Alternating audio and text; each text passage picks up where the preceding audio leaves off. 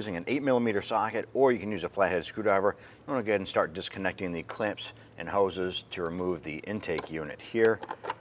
So we'll start by loosening these.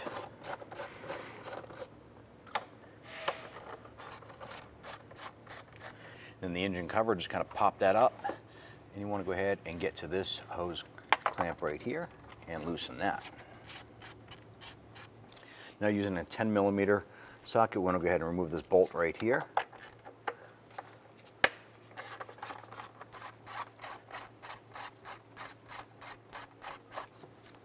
And take that bolt out and set that aside. We're going to go ahead and pull the intake tube off of the air box here. That's loose. I'm going to go ahead and pull up on this. I'm going to go ahead and lift up. Separate this unit. Well, underneath you want to go ahead and pinch this little tab right here. Pull that off and set this aside. Okay, now go ahead and pull up on the engine cover and put that aside. I'm going to reach over here, press down on the tab, and pull that connector off. Set that aside. Next, what we're going to want to try and do is remove these two bolts from the EGR tube. We're going to try and do that by using a 8mm socket on each one of those bolt heads there.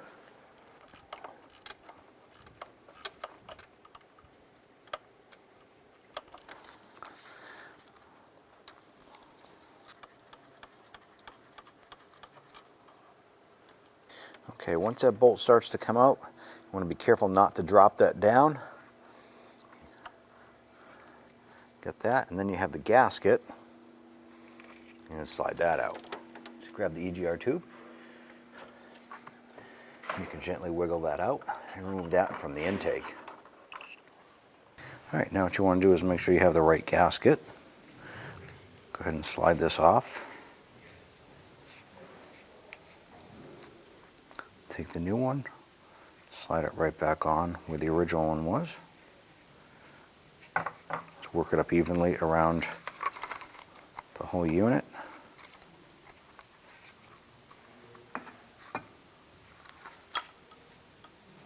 And just press it all the way up into place. If you want, you can just use a paper towel, a clean spot on there, and just give it a quick wipe. Make sure there's no debris stuck on it. All right, so now you want to go ahead and insert this into the intake. Get that lined up. And before we push that in, we're now going to go ahead and try and start lining up the bolts. Putting one of the bolts through the flange, like so. And then we want to get that gasket put on.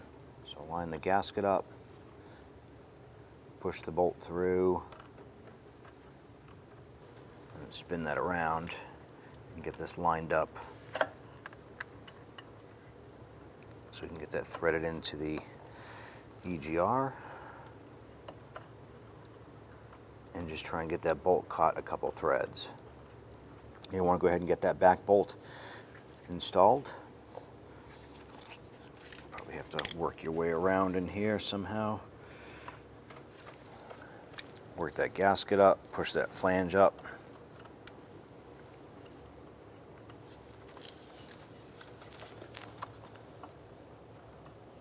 All right, and I'm going to use a finger on one side and a finger on the top and thread that in.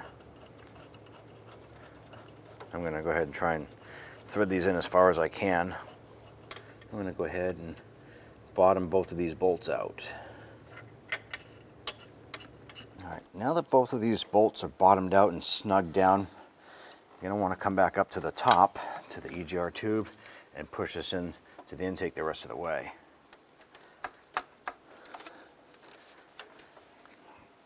Now I want to go ahead and connect the EGR connector, press it in, make sure it's clicked in.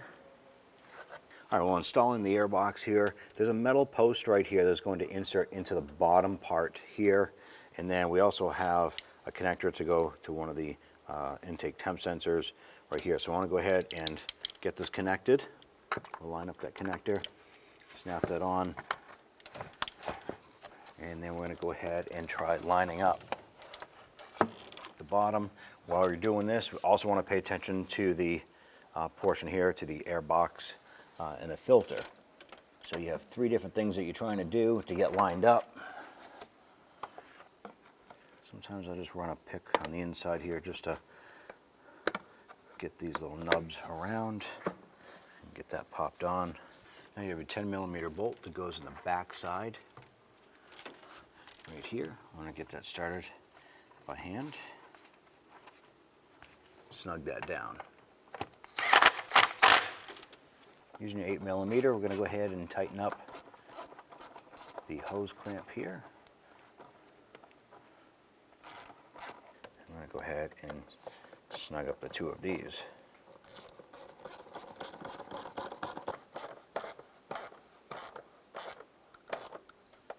And take the engine cover, slide that back in underneath.